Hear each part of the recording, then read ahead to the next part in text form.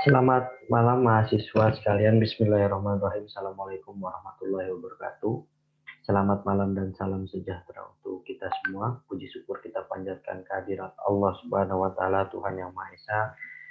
Kita bisa berkumpul dalam pertemuan satu mata kuliah statistika kelas 61 ya, kelas 61. Pada pertemuan kali ini adalah video pembelajaran tentang statistika pertemuan 1 bagi mahasiswa Universitas Nusa Mandiri.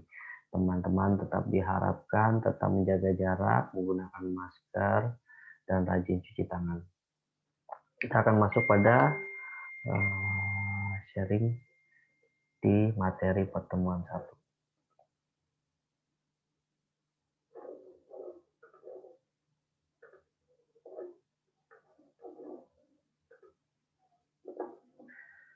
Pada pertemuan 1 ini kita akan membahas perencanaan pembelajaran. Yang pertama, agar mahasiswa dapat menerapkan statistik dengan menggunakan Microsoft Excel dan SPSS. Di dalam perjalanannya nanti teman-teman akan dipandu untuk menggunakan Microsoft Excel dan SPSS. Yang kedua adalah materi pokok. Materi pokok di statistika. Di pertemuan pertama ada statistika dan penyajian data, notasi sigma, distribusi frekuensi, UGP, ukuran gejala pusat, baik yang dikelompokkan maupun yang tidak dikelompokkan. Dilanjut di 3 yang dikelompokkan. Kemudian ada ukuran dispersi. Pertemuan 4 ada kemiringan distribusi data, keruncingan, distribusi data dan angka indeks. Kelima, regresi dan korelasi sederhana. Keenam, analisa data berkala. Dan pertemuan 7, kuis.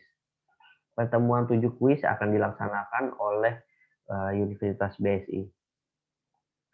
Di pertemuan 8 ada untuk kuis nanti kita ada materi, dan untuk yang di pertemuan 8 yang ujian tengah semester atau UTS. Kemudian di pertemuan 9 ada presentasi kelompok 1 dan 2. Jadi nanti silakan yang membentuk kelompok 1 dan 2. Di pertemuan 10 kelompok 3 dan 4, kelompok 11 5 dan 6, kelompok 12 7 8, pertemuan 13 9 10. Lalu di pertemuan 14 ada pembahasan hasil presentasi maupun persiapan nanti review dari presentasi teman-teman. Kemudian ada review materi dan kuis. Di pertemuan 16 ada UAS. UASnya itu dari mana? UASnya adalah dari presentasi kelompok 1, 2, sampai dengan 10. Nanti teman-teman dibagi berdasarkan kelompok, kita akan membahas tiap pertemuan tersebut. Kemudian rencana pembelajaran tadi 1-6 dengan metode ceramah, diskusi, latihan soal. Kemudian 9-14 dilakukan presentasi. Lalu ada kelompok lain yang tidak mempresentasikan, makanya ada remote resume atau kesimpulan. Ini untuk top and down-nya nilai. Kemudian ada sumber referensi. Sumber referensi di sini ada dari Anonim, SPSS Pengolahan Data Statistik, Kuswandi Mutiara, terus Nazim Muhammad, Metode Penelitian Bogor, Budwiza Riana, Statistika Deskriptif itu mudah, Supranto, dan Santoso Singgih. Teman-teman diharapkan mencari referensi ini sebagai nanti dasar untuk pembuatan makalah.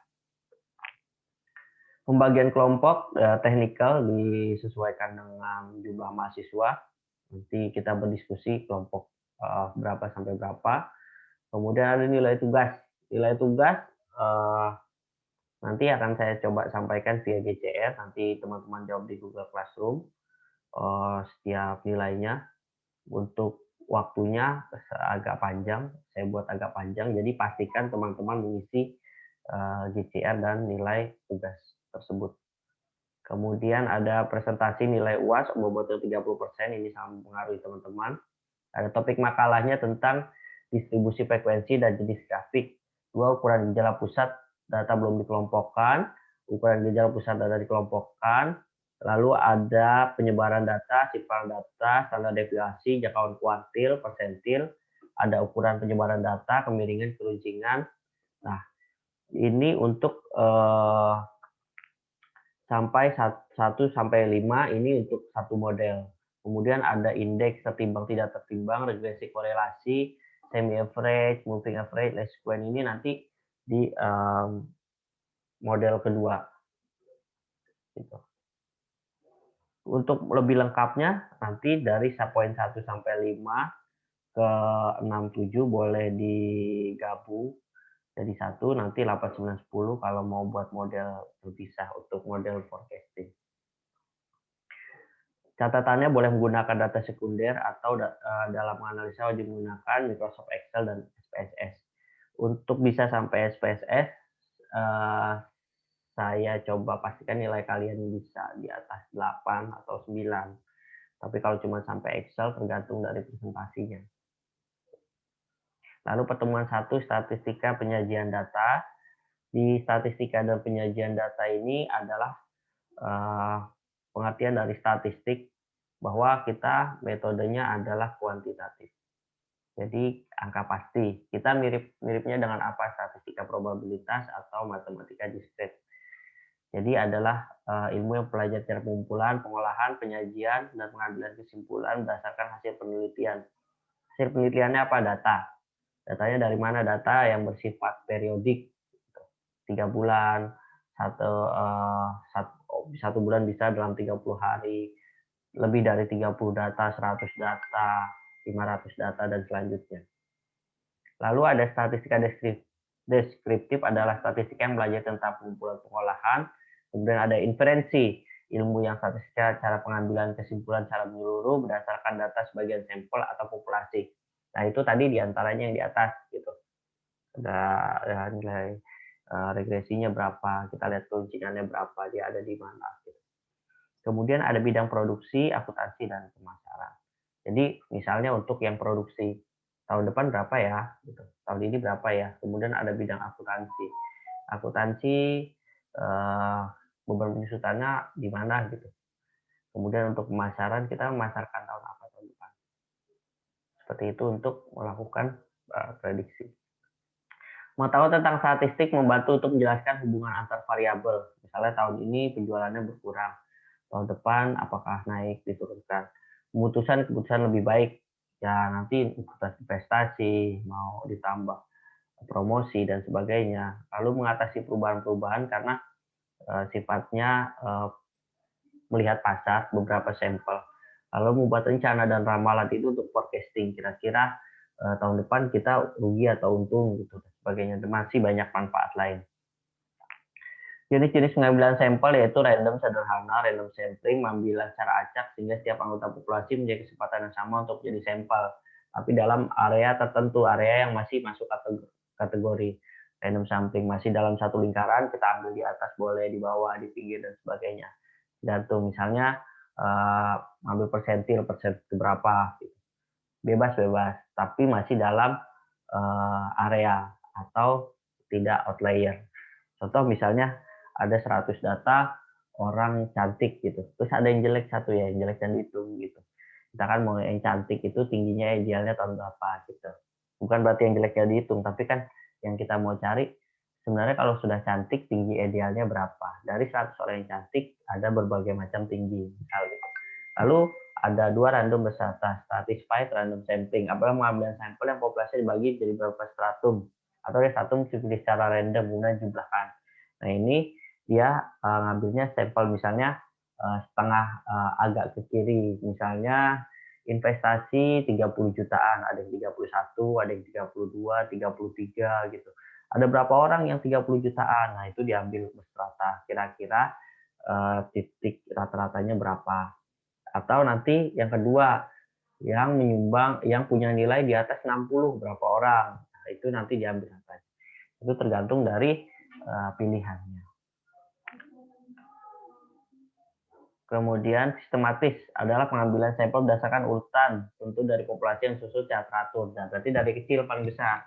Tadi misalnya 30 juta, habis itu yang 40 juta populasinya berapa, 50 juta populasi berapa orang, rata-rata berapa. Lalu luas sampel kelompok, cluster, pengambilan sampel tidak langsung memilih populasi yang dijadikan sampel, tapi memilih kelompok terlebih dahulu. Nah, kalau ini misalnya dibanding, Tadi misalnya 30, 40, 50, 60. Sekarang dibandingkan 30 sama 60. Terus 40 sama 50. Dibuat klaster, baru dibandingkan. Bagian data yang dapat dibedakan menurut sifat kualitatif disajikan dalam bentuk angka, agama, jenis kelamin, daerah, suku bangsa, pangkat, jabatan, pegawai, dan sebagainya. Kualitatif juga misalnya itu untuk yang jenisnya satu kata, bagaimana yang kalimat gitu, kecenderungannya kemana. Bisa untuk kualitatif, asumsinya seperti apa. Data kuantitatif, data yang disajikan dalam bentuk angka, datanya kontinu, bisa dalam pecahan, bisa dibagi, atau data diskret yang satuannya selalu benar asli untuk pecahan. Misalnya 135 gitu, misalnya ganjil gitu, dan sebagainya. Waktu cross section adalah data yang dikumpulkan pada waktu tertentu, menggambarkan keadaan kegiatan pada waktu tersebut, misalnya jumlah DKI Jakarta untuk asal dan agama tahun 2011. Nah ini misalnya warga DKI asal dan agama di daerah mana, itu berdasarkan daerah, terus asal dan agamanya, atau asalnya dari mana, agamanya apa aja. Kita saling lihat. Misalnya asalnya dari Jawa, tapi agamanya yang non Muslim. Ada berapa orang? Sekarang sebaliknya, agamanya Jawa tapi Muslim. Atau sebaliknya, asalnya yang dirubah tapi agamanya sama atau dibalik. Time series adalah data yang dikumpulkan dari waktu ke waktu, misalnya data kematian, kelahiran dari tahun ke tahun. Misalnya kematian di atas tinggi, di zaman gempa tinggi, terus zaman hujan tidak, panas. Biasa kan dia 5 tahun kan, berkala time series. Nanti di tahun kelima pas banjir lagi tinggi lagi, gitu. Seperti itu. Lalu cara memperoleh data primer ada yang didapatkan langsung dari responden, data pegawai negeri sipil, registrasi mahasiswa di universitas dan sebagainya. Tergantung kalian mau ngambil untuk model apa. Misalnya ngambil data primernya nilai mahasiswa dalam kelas A. Kita interview minta data kamu nilainya berapa. Kemudian data sekunder adalah data diambil dari data primer yang diolah menjadi tujuan lain, data perkawinan 17 sampai 20 tahun. Nah, tadi kan misalnya nilai 60 sampai 70 kita tolong. Data kedua untuk kita lakukan prediksi. 4. Sumbernya adalah internal dan menggambarkan dari keadaan suatu organisasi. Contoh dari suatu universitas adalah data dosen, mahasiswa, lulusan. Nah, itu untuk tadi nilai mahasiswa. Eksternal, data orang tua beasiswa, non beasiswa. Nggak harus, misalnya data penjualan di Alfamart dan sebagainya. Kemudian syarat data yang baik adalah benar, mewakili, dipercaya, tepat waktu, relevan. Benar ya, datanya valid. Gitu. Mewakili, wajar, representatif, ya misalnya laki dan perempuan, yang antara laki dan perempuan itu kan tidak bisa. Dipercaya, kesalahan bakunya kecil, jadi dia masih dalam satu golongan tertentu. Misal tinggi badan yang 3 meter gitu, tinggi badan 3 meter, mungkin ada, cuman kan untuk Indonesia kayak tepat waktu up to date ya. Kenapa tepat waktu? Data yang lama itu sudah usang, tidak sesuai, tidak relevan lagi dengan data yang ada saat ini. Jadi nanti tidak make any sense.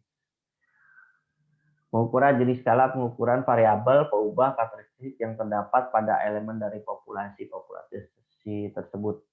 Contohnya manusia, penghasilan, umur, ini sampel ya, penjualan, pendidikan, kelamin.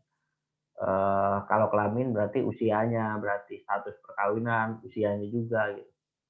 Variabel kualitatif kategori tingkat pendidikan, jenis kelamin. Nah, itu kan tadi tingkat pendidikan usia berapa, terus jenis kelamin usia berapa, memberi penghasilan, umur, jumlah keluarga. Misalnya penghasilan 2 juta sekian orang. Jadi misalnya di sini laki-laki 30 orang, itu kan berarti ada variabelnya kan, kualitatif dan kuantitatif berdasarkan jenis kelamin laki-laki. Kalau penghasilan umur, penghasilannya 1 juta berapa orang, nah kan angka ke angka. Kemudian analisa data penelitian, skala nominal, skala klasifikasi, ya misalnya jenis kelamin, nomor urut absen gitu. Nah ini kita di ascending ya, di ascending urutin baru nanti kita lakukan perhitungan. Emang enaknya harus diurut, jadi nanti kelihatan dia masuk kategorinya kemana. Skala ordinal adalah skala yang diberikan pada objek sebagai label dan menunjukkan tingkatan tingkat pendidikan S1, S2, S3. Ini 2 kali dalam, misalnya tingkat pendidikan S1 berapa orang, S2 berapa orang. Jadi sebar, lakukan sebaran. Skala interval memberikan angka pada set dari objek yang punya sifat-sifat ukuran ordinal dan ditambah satu sifat lain dengan jarak yang sama. Ya, tadi data nilai 30 sampai 40 range kan intervalnya. 10 berarti kan 30 sampai 40 atau 50 sampai 70 intervalnya 20 atau berat badan dari misalnya 40 sampai 50, 50 sampai 70. Kemudian skala rasio memberikan angka pada set objek yang mempunyai sifat-sifat ukuran ordinal, mempunyai jarak yang sama dan ditambah satu sifat yaitu absolut dan objek yang diukur. Nah, misalnya absolutnya berapa sekarang kan 37. Nah, nanti dilihat nih yang batas bawah sama batas atas. Ya, jadi titik tengah gitu. Ketika diambil. Ada ke bawahnya berapa, ke atasnya berapa, 0,5 gitu. Penyajian data. Penyajian data di pendahuluan merupakan cara yang digunakan untuk berikas, menata, mengatur, mengorganisir, serta data mudah untuk dimengerti pihak yang berkepentingan dengan data tersebut. Ada 2 cara dengan tabel dan grafik. Caranya saling berkaitan. Penyajian data dengan grafik merupakan penyajian data yang lebih komunikatif dan mudah memperoleh gambaran. Nah, ini nanti bisa dengan Excel atau nanti dengan SPSS. Tabel merupakan kumpulan angka yang tersusun berdasarkan kategori karakteristik, dan data yang disajikan dalam tabel berupa cross section atau data yang time series season gitu kan. Tadi misalnya 1 bulan berarti dalam 30 hari dan seterusnya. Bulan tahunan berarti berapa bulan. Kemudian tabel satu arah, tabel hanya terdiri dari satu kategori, misalnya jumlah penjualan menurut jenis barang. Misalnya barangnya kosmetik, ya kosmetiknya apa aja. Kosmetik terus dibandingkan dengan kosmetik kelas 1, kelas 2. Nanti tadi forecastingnya ada lagi, misalnya di tahun depan penjualan kosmetik yang mahalnya lebih ditinggiin dan sebagainya. Ini target penjualan SPG di Surabaya, misalnya jumlahnya 228, Chandra 65, Upono jumlahnya berapa. Ini untuk jumlah data, nanti kita golongkan diurut dulu, misalnya Chandra dulu diurutkan. Baru kita cari nanti kita rata-ratanya. Sebenarnya di rata-rata bisa kan dengan mudah 4. Itu untuk kalau case-nya sedikit, kalau datanya ada 30, 100. 30 juga sekarang sudah kecil. Gimana kalau datanya ada SPG di seluruh Indonesia, misalnya ada 1000 SPG, mana di rata-rata bisa, tapi penjualan yang bagus, area mana yang PIC-nya punya dedicated untuk spesialis di sana, energi dan sebagainya, apresiasi bonus dan sebagainya, batasan bonus dan sebagainya, itu untuk dibuat statistik. Jumlah pengangguran pada 5 kota besar. Nah, ini kan mulai, tapi ini kan masih jumlahnya variabelnya masih sedikit kan, Bogor, Sukabumi, Bandung, Bekasi, Karawang.